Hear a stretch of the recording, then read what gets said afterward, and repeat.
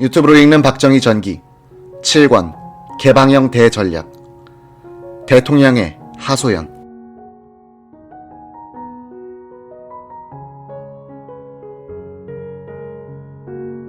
1964년 12월 7일 낮, 박정희 대통령은 서독의 임시수도 본의 관청가에 자리한 우리 대사관에서 최덕신 대사 부부가 마련한 한식 오찬에 참석했다. 오찬이 끝나자 박정희는 리브케 대통령에게 전달할 선물을 점검했다. 미리 서독에 파견되었던 박충훈 상공부 장관으로부터 교섭 경과를 보고받고 한독 공동성명의 한국 측 최종안을 검토했다. 오후 5시 30분 박 대통령은 대사관에서 호텔로 돌아와 리브케 대통령 관저에서 열리는 비공식 소만찬회에 참석했다. 사적인 대화가 오가는 중에 박정희는 리브케 대통령의 방안을 정식으로 요청했다. 리브케 대통령은 즉석에서 수락했다. 박 대통령이 가장 큰 관심을 보인 것은 독일의 자동차 전용 고속도로 아우토반이었다. 나치 정권 하에서 총 연장 14,000km를 목표로 건설하기 시작해 제2차 세계대전으로 건설이 중단될 때까지 3,860km를 완성시켰던 아우토반은 박 대통령이 방문할 무렵에는 세계에서 자동차가 가장 빨리 달릴 수 있는 도로로 유명했다. 리브케 대통령과 환담 중에 다음날 일정이 거론되자 박 대통령은 쾰른시를 방문할 예정이라고 말했다. 그러자 리브케 대통령은 쾰른에 가시려면 아우토반을 달리시겠군요. 본 쾰른 간의 아우토반은 가장 먼저 개통됐던 구간으로서 우리의 자랑이죠. 아우토반은 독일 경제 부흥의 상징이랍니다. 박 대통령의 눈이 빛나고 있었다. 박 대통령이 도착 첫날 숙소로 돌아온 시간은 밤 10시가 약간 넘어서였다. 박정희 부부는 12월 6일 김포공항을 떠난 후 처음으로 제대로 된 잠자리에 들 수 있었다. 다음날 박 대통령은 퀘니 히스호프 호텔 대통령실 침대에서 피곤이 채 풀리지 않은 상태에서 평소보다 일찍 눈을 떴다. 박정희는 유경수와 아침 식사를 마친 뒤 오전 10시 40분에 리브케 대통령 관저로 출발했다. 오전 11시 리브케 대통령 관저에서 정상회담이 열렸다. 이 자리에는 장기영 부총리, 박충훈 상공부 장관, 김동환 국회 외무위원장, 이후락 청와대 비서실장 등이 참석했고 독일 측에서는 리브케 대통령과 슈레더 외무장관, 페링 주한 서독대사, 최덕신 대사 등이 참석했다. 공식 행사가 끝날 무렵 박 대통령은 리브케 대통령과 부인에게 대한민국 최고 훈장인 무궁화 대훈장을 수여했다. 순금으로 제작된 이 훈장은 국가 원수에게 수여되며 우방 국가 원수에게도 수여될 수 있다는 우리나라 상훈법에 따라 준비된 것으로 외국 원수로서는 리브케 대통령이 처음으로 받게 됐다.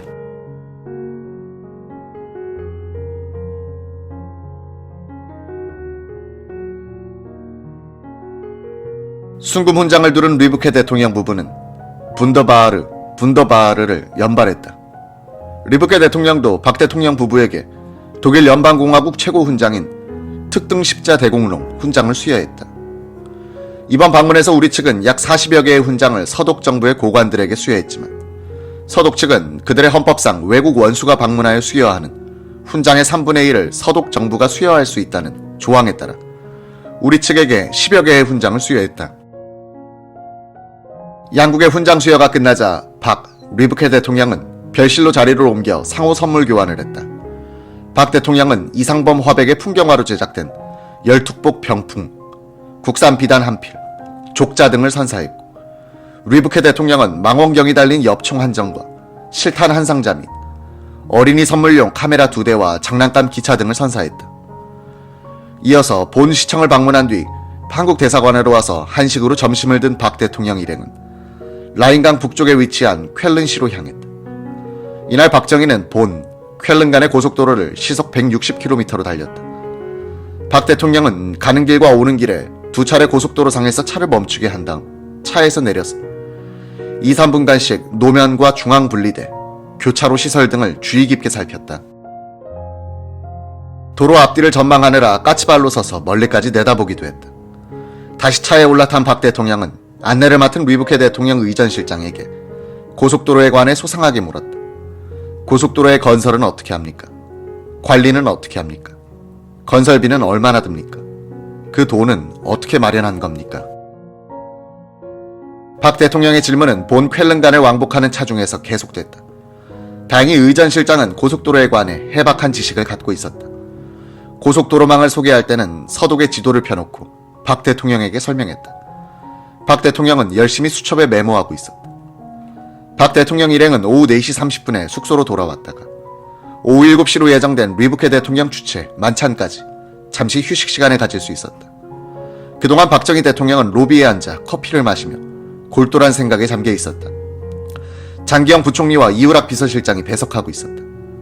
갑자기 박 대통령이 고속도로를 달려보니 기분들이 어떻습니까? 라고 묻더니 다시 입을 다물었다. 그리고 깊은 생각에 잠겨버렸다. 오후 7시에 시작된 리브케 대통령 주최 만찬장에서 박 대통령은 다음날 회담할 서독 총리 에르하르트와 정치를 떠나 격이 없는 대화를 나눌 수 있었다. 경제학 교수 출신의 에르하르트는 수사자를 연상시키는 풍모를 가졌지만 부드럽고 진지한 태도로 개발도상국의 경제적 과제들을 걱정해 주었다. 박 대통령은 에르하르트 총리의 말을 진지하게 듣고 있었다.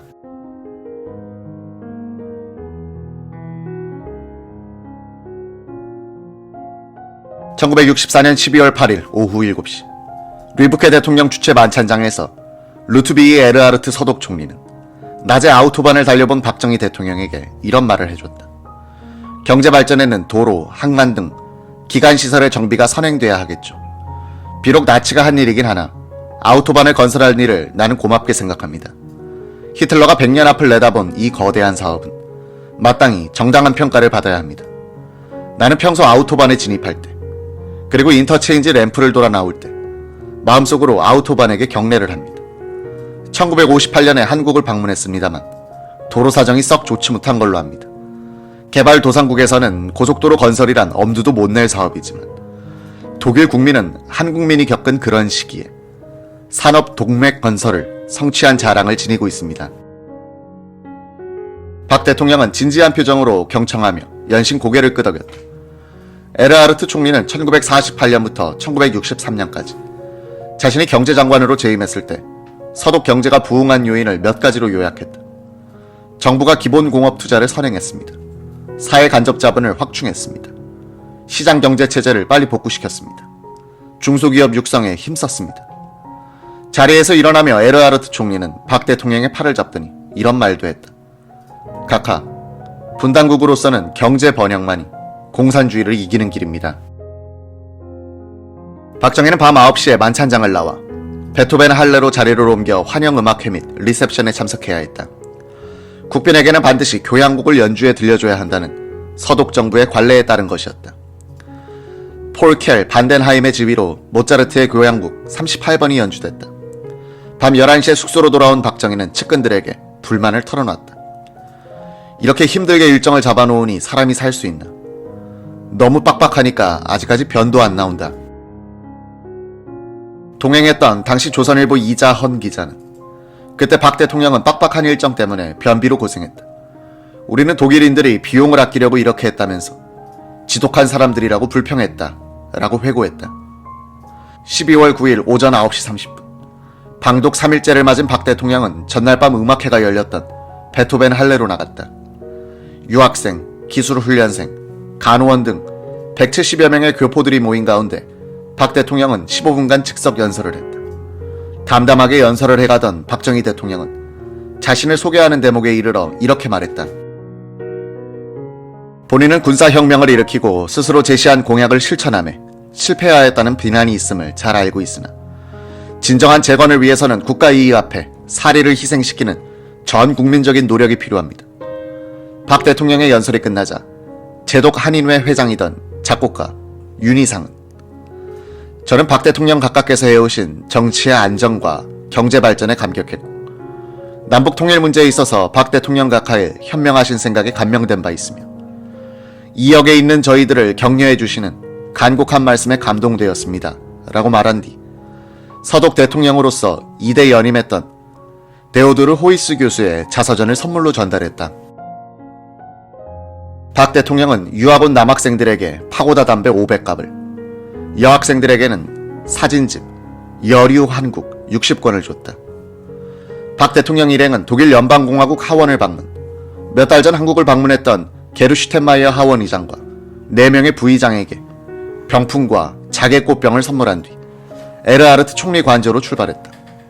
12시 20분 에르하르트 총리 관저에 도착한 박 대통령 일행은 서독 측 강요들과 함께 회담에 임했다.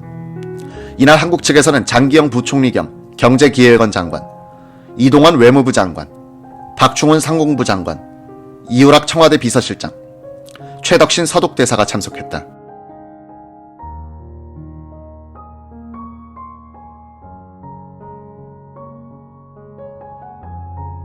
박정희 대통령은 배경훈 통역관을 대동하고 에르하르트 총리와 단독회담을 시작했다. 경제학 교수 출신의 루트비히 에르하르트 총리는 1948년 서독 경제장관이 된 후 경제 부흥을 이룩하는 데 크게 기여했으며 1963년 10월 이후 서독 총리로 재직하고 있었다. 1958년 10월에 한국을 방문하기도 했던 67세의 에르하르트 총리는 40분간 예정된 회담에 임했다. 박정희 대통령이 먼저 서두를 꺼냈다. 우리 한국도 서독과 마찬가지로 공산 국가들로부터 위협을 받고 있습니다. 공산 국가들을 이기려면 경제가 번영해야 합니다. 내가 혁명을 한 이유는 정권을 탐해서가 아닙니다. 정치가 어지럽고 경제가 피폐해져 이대로는 한국이 소생할 수 없다는 위기의식 때문입니다. 경제를 재건해서 공산 국가들의 위협으로부터 나라를 구하겠다는 일념뿐입니다. 그런데 우리에게는 돈이 없습니다. 에르하르트 총리는 시가를 피우면서 야 하며 듣고 있었다. 통역하던 배경훈 교수의 증언에 따르면 에르하르트 총리는 자신에게 하소연하고 있는 20살 아래의 박 대통령을 연민 어린 눈으로 지켜보고 있었다고 한다. 박정희의 하소연은 계속됐다. 사실 우리가 서독을 방문한 목적은 라인강의 기적이라 불리는 서독의 경제발전상을 배우기 위한 것도 있지만 돈을 빌리기 위해서입니다. 우리 군인들은 거짓말을 못합니다. 돈을 빌려주시면 그것을 국가 재건을 위해 쓰겠습니다.